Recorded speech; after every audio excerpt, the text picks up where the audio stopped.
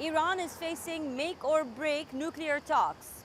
It is denying the IAEA full access inside its nuke development sites. Iran claims that the UN talks have fallen short, while the UN is insisting full access is guaranteed. We tell you more.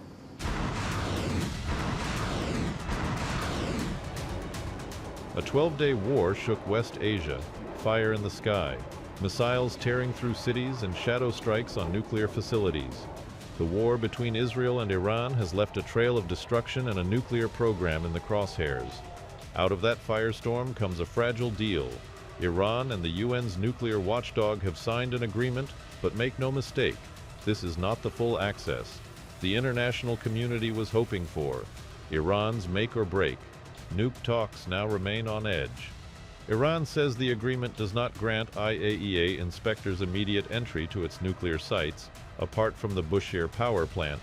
Instead, Tehran wants more talks and more time.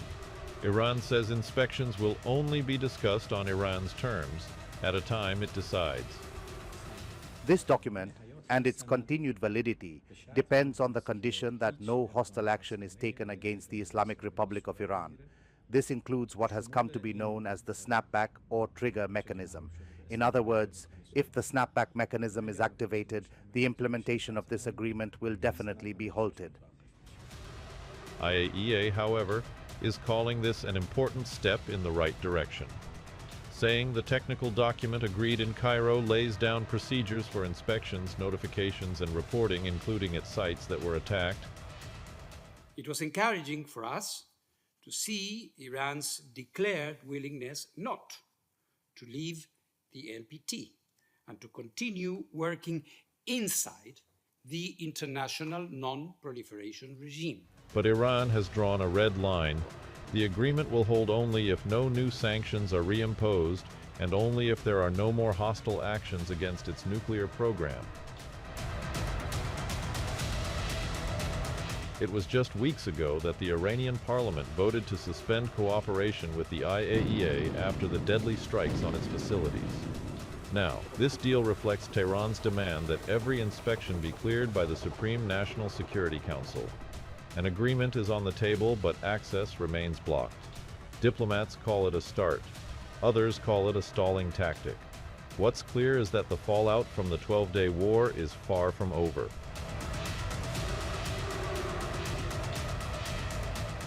The International Atomic Energy Agency was created in 1957 with the goal of promoting peaceful use of nuclear energy and monitoring countries to deter them from using nuclear weapons. While the IAEA's establishment was a product of historical tension between the US and then Soviet Union, in more recent years, the focal point shifted to Iran. In 1974, Iran and the IAEA adopted the CSA, or the Comprehensive Safeguards Agreement, in connection with the NPT, the Non-Proliferation Treaty. Ever since, the relationship between Iran and the UN nuclear watchdog has largely been stable. Now, more than half a century later, the IAEA and Iran have had to reset their ties for the very first time. And this after Israel's attack on Iran in June this year, which turned into a full-blown 12-day war. Iran had suspended ties with the IAEA, refusing inspection of its nuclear sites, which were targeted and damaged in Israeli strikes. But for the past few weeks, a flurry of diplomatic activity has opened the door again. Iran and the IAEA have reached a deal on a new cooperation mechanism. But Tehran's hesitation is still palpable, and complete access to its nuclear sites is still a work in progress.